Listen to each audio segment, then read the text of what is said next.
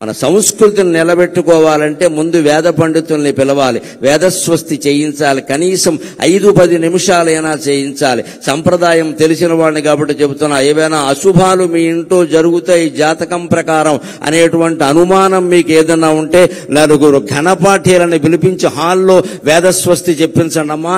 అశుభం జరగనే జరగదు, అశుభం జరగనే జరగదు, అన్నీ శుభాలే జరుగుతాయి. వేదం అంత గొప్పది. వేళ దాంతో మనం సభని ప్రారంభించుకున్నాం. ఆ వేదానికి మూలమైన, వేదంతో ప్రారంభమైన శాస్త్రాలు, కావ్యాలు, పురాణాల్లో ఉండే పాత్రలన్నీ అవలోడనం చేసుకుని ఆ మహానుభావుడు పౌరాణిక పాత్రలను నటించాడు. తత్వవేత్తల పాత్రలు, పోతులూరి వీరబ్రహ్మేంద్ర స్వామి గారి పాత్ర ఎలా నటించాడు? నా భూతో నా భవిష్యతి, మరొకడు చెయ్యలేడు అన్నట్టుగానే నటించాడు ఆయన. గౌతమ బుద్ధుడు లాంటి పాత్రలన్నీ వేశాడు. రామకృష్ణ పరమ వివేకానందుడు లాంటి పాత్రలన్నీ వేశాడు. అలాగే ఇక జానపదం ఆయన్ని, కాంతారావు గారిని చెప్పుకున్నాకే ఎవరినైనా చెప్పుకోవాలి. ఆ రోజుల్లో మేము అభిమానులుగా ఊరేగే సందర్భాల్లో ఏ మాట వచ్చినా చెక్కడో వదలడో, కదలడో వదలడో, చెక్కడో దొరకడో, ఇదే గొడవ.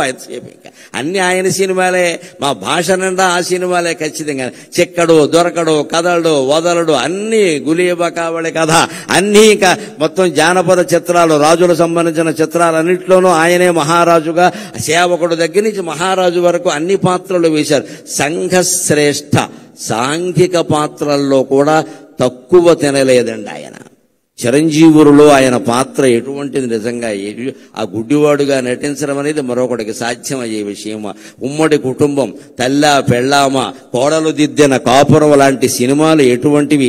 ఈవేళ మళ్ళీ యువతరానికి, కొత్తగా పెళ్ళైన వాళ్ళకి తల్లా పెళ్ళామా అనే సినిమా చాలా అవసరం.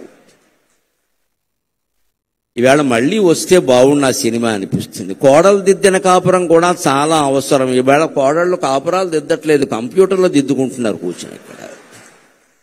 అందుకని కోడలు దిద్ది, ఇవాళ ఉమ్మడి కుటుంబాలు లేవు, అన్ని మడి కుటుంబాలు, దడి కుటుంబాలు, విడి కుటుంబాలే. అసలు కుటుంబం ఎక్కడుంది? పోయింది, టొంబం మిగిలింది ఇక్కడ. ఇప్పుడు అర్ధాంగులు తక్కువ, ఆర్డర్ పెట్టేవాళ్ళు ఎక్కువ. నమశివాయ నమశివాయ. అర్ధాంగం ఎందుకంటే ఆర్డర్ పెట్టడానికి, నేను ఆర్డర్ పెట్టుకుంటా, నీకేమో ఆర్డర్ పెట్టమంటా అంతే. మీకు ఇంకా గుంటూరులో కాపురాలు ఏమైనా ఉన్నాయేమో కానీ మాకు హైదరాబాద్లో కాపురాలు లేవు. హైదరాబాద్లో కాపురం చేస్తున్న దంపతులు కాదు, స్విగ్గీ జొమాటో, అది వాళ్లే కాపురం చేస్తారు. స్విగ్గీ భార్య, జొమాటో భర్త, ఇందులో వీళ్ళకి 2 పిల్లలు ఉంటారు. ఒకళ్ళు పొటాటో, ఒకళ్ళు టొమాటో. మగ పిల్లలు కాస్త గట్టిగా ఉంటారు కాబట్టి పొటాటో, ఆడపిల్లలు మెత్తగా ఉంటారు కాబట్టి టొమాటో అంతే. స్విగ్గీ జొమాటోలు కాపురం చేస్తున్నాయి కానీ పిల్లలు ఎవరు కాపురాలు చేయట్లేదని హైదరాబాద్లో ప్రతిరోజు ఆర్డర్ పెట్టడమే. ఆర్డర్ పెట్టడానికి పెళ్లి ఎందుకండి? పని లేక కంప్యూటర్ ఉంటే చాలు ఇక్కడ. అలా తయారైన మన సమాజానికి వేళ రామారావు గారు నటించిన ఉమ్మడి కుటుంబం, తెల్లా పెళ్ళామా, కోడలు దిద్దిన కాపురం, రైతు బిడ్డ లాంటి సినిమాలు మళ్ళీ రావాలండి. మళ్ళీ రీ రిలీజ్ కావాలండి.